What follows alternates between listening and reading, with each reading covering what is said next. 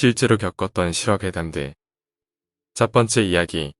죽은 이는 빨간 비단옷을 입고 복수한다. 중국 문화권의 풍습에 관한 얘기입니다. 한국의 대표적 한 맺힌 귀신 이미지는 하얀 소복을 곱게 차려입으신 길고 검은 생머리의 누님이시죠.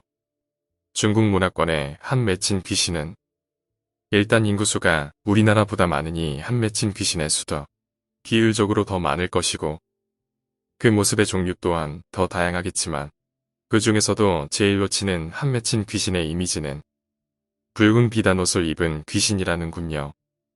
아무래도 한국의 귀신이 하얀 소복을 입은 이유는 여러분들도 아시다시피 한국은 사람이 죽으면 염을 하고 그때 입히는 옷이 흰색 계통의 한복이나 삼배옷이라서가 아니겠습니까? 중국 문화권에서의 한 맺힌 귀신의 옷차림이 붉은색의 비단옷이라면 그 또한 죽은 사람에게 마지막으로 입히는 옷이 붉은색이었단 말이겠지요. 그런데 흥미로운 것은 사람이 죽는다고 다 붉은색 옷을 입히는 건 아니라고 하는군요. 죽어서 붉은 옷이 입혀지는 이유는 그 죽은 사람이 억울하게 죽었거나 살면서 큰 한을 품고 있었고 그걸 죽는 날까지 풀지 못하고 이 세상을 등져야 했거나 할 때만 입혀진다고 합니다. 중국 문화권의 사람들은 죽은 사람이 붉은색 옷을 입고 관에 넣어지게 되면 죽어서 복수를 할 수 있는 능력을 가진 귀신이 된다고 믿는답니다. 그래서 어떤 사람들은 자기가 죽으면 붉은색의 옷을 입혀 관에 넣어달라는 유언을 남기기도 하고 이 세상에 남아있는 가족들이 떠나보내는 이가 죽어서라도 맺힌 한을 꼭 풀기 바라는 염원에서 유언 없이도 붉은 비단으로 옷을 해서 입히기도 한답니다. 오래전에 중국 한 작은 동네에서 10살도 채 안 된 여자아이가 유괴되어 강간을 당하고 살해된 사건이 있었답니다. 그 여자아이의 시체는 죽은 지 거의 한 달이 다 되어 동네 야산에서 발견됐다고 합니다. 그 아이의 부모 입장에선 하늘이 억울하고 땅이 억울한 지경이었지요. 어린 것이 무슨 죄가 있어 유괴당하여 괴로움을 겪고 아직 여자라고 하기에도 너무 어린 그 몸에 강간까지 당해 무참히 살해된 그 아이. 한동안 경찰은 많은 인력을 동원해서 이리저리 범인을 잡기 위해 노력했지만 정말 아무 단서 하나 잡지 못하고 흐지부지 수사가 끝나고 말았답니다.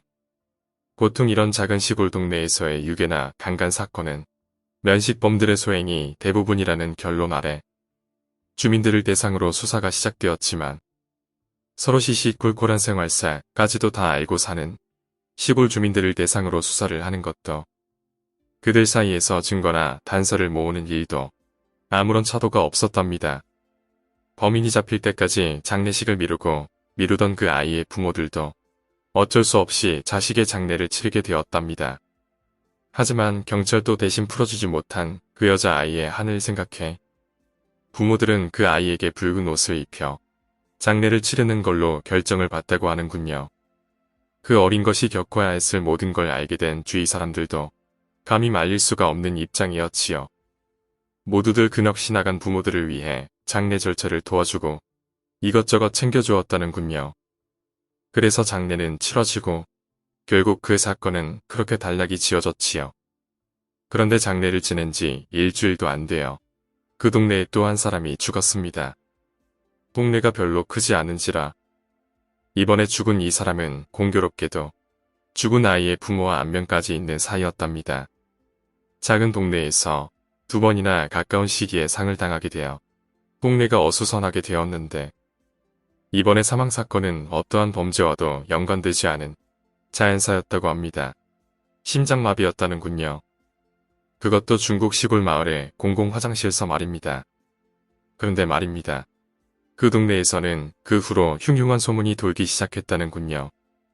사람들이 쉬쉬하며 말을 아끼긴 했지만 새벽녘이 되어 발견된 죽은 이 사람의 시체를 직접 꺼낸 사람들의 입에서 시작됐다고 하는 이 소문의 내용은 시체를 옮기며 본이 손질되지 않은 나무 판자로 얼기설기 지어진 작은 화장실 칸의 벽과 천장에 붉은색 실오라기들이 여기저기 걸려 있었다는 거였습니다. 누군가가 곱게 지어진 붉은 비단으로 나무 판자로 되어 있는 천장과 벽을 심하게 문지르기라도 한 것처럼 나무 판자의 거친 결에는 붉은 실 오라기들이 여기저기 덕지덕지 붙어 있었고 심장마비로 죽은 이 남자의 콧구멍과 손톱 아래에서도 화장실의 벽과 천장에서 본 것과 같은 붉은색 비단 실오라기들이 발견됐답니다. 사망 원인은 심장마비. 하지만 쉬쉬하면서도 퍼지기만 하던 그 붉은 비단실 소문. 분명 사람들은 그 죽은 아이에게 마지막으로 입혀졌다. 붉은 비단 옷과 연관을 짓고 있었겠지요. 여러분들도 저처럼 무서운 얘기를 들으실 때는 그 이미지까지도 상상을 하시겠죠. 영화 장면처럼 말입니다. 저는 이 얘기를 듣고 상상의 나래를 펼치다 제일 섬뜩했던 부분은 거친 나무 판자로 지어진 화장실의 천장에서도 붉은 비단실 오라기가 여기저기 걸려 있었다는 부분이었습니다.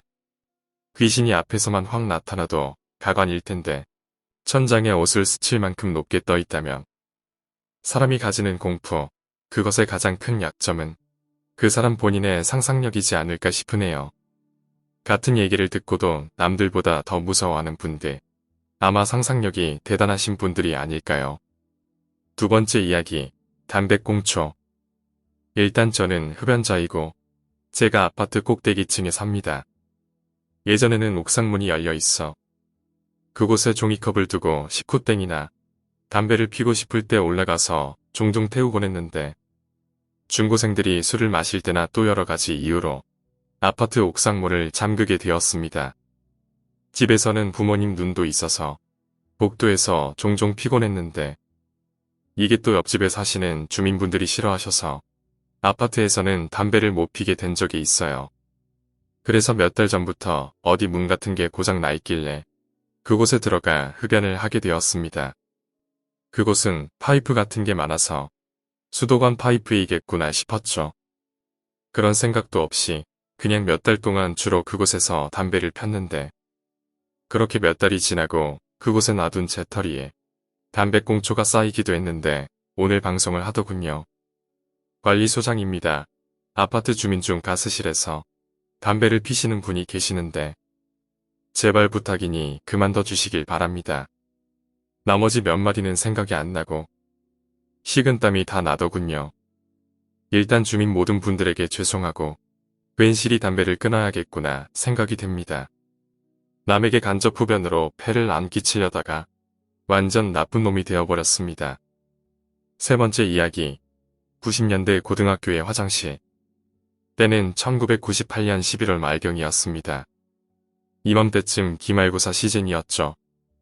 당시 전 고2였고 기숙사 생활로 야간이 되면 학교 도서실로 가서 여자애들과 연애질과 수다로 어수선한 분위기를 한창 만들던 철없던 때였습니다.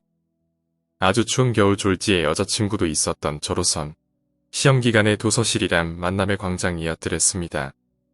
여친을 위해서 자리 맡아주고 시험의 열기로 부쩍이던 그곳을 다른 의미의 열기로 또 한 번 열폭하게 했었습니다. 기숙사 점호가 9시쯤 끝났었고 간단한 추리닝 바람으로 여느 날과 같이 도서실로 가서 자판기 커피 2잔을 뽑아 자리에 앉아 자연스레 보는 척하기 시작하였습니다. 그리고 얼마 후 여자친구도 자리에 앉아 여느 때와 다름없이 시험 공부 겸 다른 사람이 보면 왠지 씁쓸한 시간을 보내고 있었습니다. 학교는 총 3층으로 이루어져 있으며 도서실은 2층 제일 왼쪽 구석에 위치해 있었습니다. 그리고 각 구석에 계단이 있었고 각 계단의 끝에 화장실이 있어서 화장실과 도서실 간의 위치가 상당히 가까웠습니다. 때는 겨울인지라 화장실에 난로가 놓여져 있었습니다. 열악한 1998년이었기에 그 당시엔 화장실에 난로가 종종 놓여 있었습니다. 그렇게 시간은 흐르고 슬슬 지겨워져 자리에서 일어나려 1시가 다가오기 남짓쯤 우린 자리에서 일어나 그 추운 밤을 거니려고 했었죠. 근데 3층 화장실에서 쿵 하는 소리가 났습니다. 새벽 시험 기간엔 의외로 사람이 많아 그 소리를 들은 사람이 꽤 있었습니다. 하지만 귀 기울이고 듣지 않으면 소리가 났었나 라고 의심하게 만들 정도의 작은 소리였습니다. 우린 이미 도서실을 나섰기에 그 소리를 가까이서 들을 수 있었죠. 호기심에 3층을 올라가 보자 하여 3층 화장실 근처 소리가 난 지점으로 조심스레 다가갔습니다. 보통 새벽녘에 학생들이 있는 곳만 불이 켜져 있었으므로 도서실 주위만 불이 켜 있었고 3층엔 불이 켜져 있지 않아 어두운 계단을 조심스레 올라가야만 했습니다. 사건은 그때부터였습니다. 3층 화장실 앞에 누군가가 쓰러져 있었습니다. 전 무섭기도 했지만 일단 쓰러진 것을 확인하고 당식 선생한테 알려야 했기에 여친 보곤 올라오지 마라 하고 내려가 선생님 불러오라고 지시했죠. 녀석의 상태를 확인하기 위해 가까이 다가갔습니다. 학교 화장실은 문이 미닫이 문이었고 바람이라도 분다 싶으면 미닫이 문이 양쪽으로 삐걱대며 흔들리곤 했습니다.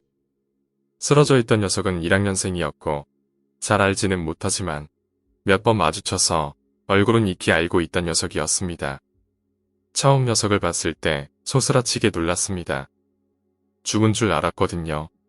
눈이 뒤집히고 입에는 거품을 물고 있었습니다. 얼른 선생이 와야 하는데 갔던 여친은 안 오고 있고 도서실에서 나오는 놈들은 하나도 없는 건지 주위가 왜 이렇게 조용한지 막 짜증이 났습니다. 정신없을 찰나였습니다. 그날 전 엄청난 공포를 경험합니다. 학교 화장실엔 겨울을 대비하여 난로를 켜놓았습니다. 바람이 약간씩 불어 화장실 미닫이 문이 끼익끼익 소리를 내며 화장실 내부 모습을 이따금씩 보여줬습니다. 화장실 내부에 있던 난로의 붉은 빛이 보였습니다. 안에선 쓰러진 이놈이 폈던 것인지 모를 담배꽁초도 함께 보였죠. 연기도 이따금씩 보였고요. 아마 눈이 어둠에 익숙해진 탓에 여러가지 정황이 보였습니다. 이놈 담배 피다 한꺼번에 들여마셔 실신한 건가라는 생각이 들더군요. 그때 마침 여친과 함께 당직 선생이 신고 후 뛰어 올라왔다고 그러더군요. 여친 보고 왜 늦게 왔냐고 타박을 줬습니다. 그리고 얼마 후 상황이 종료되고 3층 화장실 앞에서 자리를 떼려고 일어났습니다.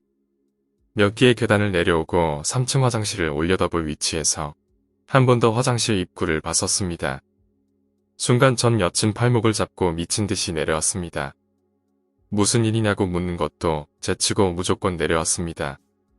그때 전 알았습니다. 후배 녀석이 뭔가를 봤었다는 걸 말이죠. 제가 본 것은 미닫이 문 사이 제일 위에서 도저히 사람의 높이라고 생각되지 않는 위치에서 절 쳐다보고 있는 빨간 눈이었습니다. 헛것을 본 것이라 여기고 마음을 다잡고 그날 밤은 잠도 못 잤습니다. 그때의 공포감은 정말 말로 다 표현하기 힘들었습니다. 그 다음날 후배 녀석의 소문이 학교에 쭉 퍼졌더라고요. 그 녀석은 퇴원하자마자 뭐라 그러면서 절대로 밤에 3층 화장실은 안 간다고 떠벌리고 다녔습니다. 그때 소문은 절 더욱 놀라게 했습니다. 아니나 다를까 그놈이 본 건 담배 피고 있던 자기를 화장실 구석 천장에서 보고 있던 사람이 있었다고 그러더군요. 오늘 이야기는 여기까지입니다. 오늘 이야기가 재미있으셨다면 구독과 좋아요, 댓글 부탁드립니다. 댓글은 저에게 큰 힘이 됩니다. 감사합니다.